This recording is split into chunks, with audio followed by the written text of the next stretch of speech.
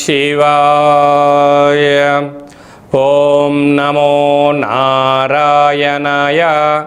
నరదృష్టి నివారణ కాల భైరవాయ నమో నమః. హరి ఓం.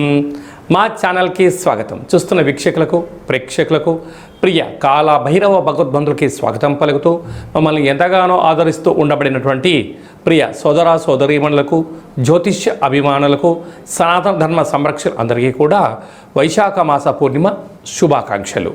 విశేషమైనటువంటి ఈ వైశాఖ మాసంలో పూర్ణిమ గగనంలో ఆకాశంలో ఎంత వెలుగు ప్రసాదిస్తుందో అలాగనే శ్రీ లక్ష్మీ సమేత నవనారసింహ స్వామికి ఆశీస్సులు అందరిపైన ఉండాలని అందరినీ చల్లగా చూడాలని కోరుకుంటూ మనసారా ఆశీర్వచనం.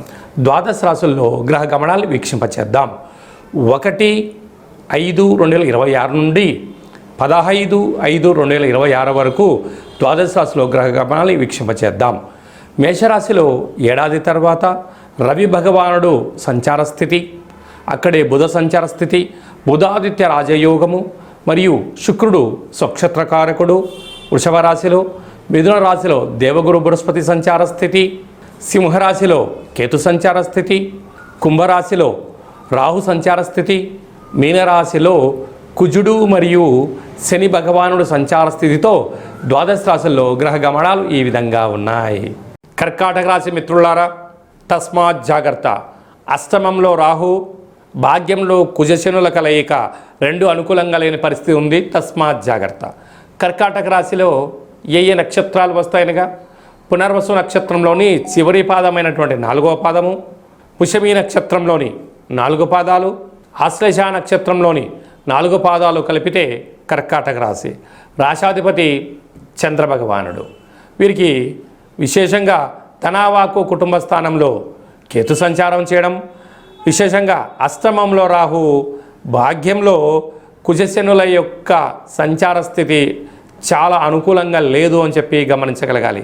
కనుక ఇలాంటి కాల సమయంలో మీ జన్మ నక్షత్రం రోజున, మంగళవారం రోజున, శనివారం రోజున ప్రేమికులు, భార్యాభర్తలు, పార్ట్నర్షిప్ వ్యవహార కార్యక్రమాలు చేసేవారందరూ కూడా ఓర్పు సమన్వయం చాలా అవసరం.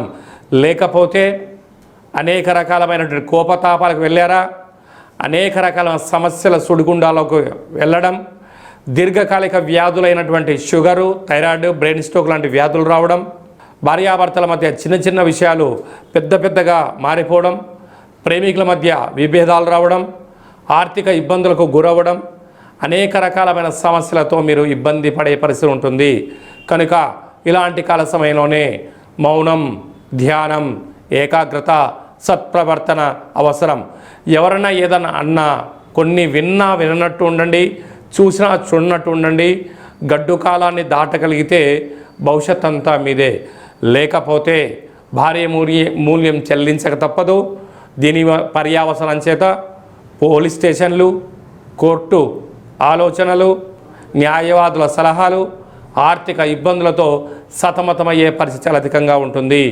కనుక ఇలాంటి కాల సమయంలో ఈ పూర్ణిమ తిథి యందున ఒక వెడల్పాటి పాత్రలో పాలను పోసి అందులో తెల్లటి పుష్పాలను వేసి చంద్రుని దర్శించి మీ కోరికలు నెరవేరాలని చెప్పి దండం పెట్టుకొని ఆ పాలను తీర్థంగా స్వీకరించండి. ఈ పాలను నదిలో కలపండి. అదృష్టం మీ సొంతం, గ్రహదోషం నివారణ కలుగుతుందని చెప్పి గమనించాలి. మనకు ఈ విధంగా వైశాఖ మాసం అంతను కూడా అద్భుతమైన ఆధ్యాత్మిక మాసము.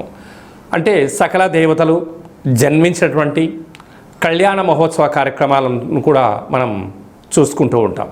కనుక ఈ వైశాఖ మాసంలో పూర్ణిమకు తిథి రోజు ఒక్కరోజు ముందర మనకు లక్ష్మీ నవనారసింహ స్వామి యొక్క జయంతి మహోత్సవ కార్యక్రమాలు కూడా జరుగుతున్నాయి. కనుక మనమందరము కూడా స్వామివారి కళ్యాణంలో పాల్గొన్న తదనంతరము ఈ పూర్ణిమ తిథి యందున తప్పకుండా రాత్రిపూట ఒక వెడల్పాటి పాత్రలో నీటిలో విభూదిని వేస్తే తెల్లగా కనపడుతుంది. అందులో నుంచి చంద్రుని దర్శించగలిగినట్లయితే ఆ చంద్రుని చూస్తూ మీ కోరికలు కోరుకొని ఈ యొక్క సంపూర్ణమైనటువంటి చంద్రుడి దర్శనం చేసినటువంటి ఈ యొక్క క్షీరసాగరంతో సమానమైనటువంటి ఈ యొక్క విభూది జలాలను తలపైన చల్లుకున్నట్లయితే తదనంతరం ఒక మామిడి వృక్షానికి పోసినట్లయితే అఖండమైన అష్ట కష్టాలు తొలగిపోయి అష్టైశ్వర్య ప్రాప్తి కలుగుతుందని చెప్పి గమనించాలి. మనము ముఖ్యమైన పండగల గురించి క్లుప్తంగా సవివరంగా సంపూర్ణంగా తెలుసుకుందాం.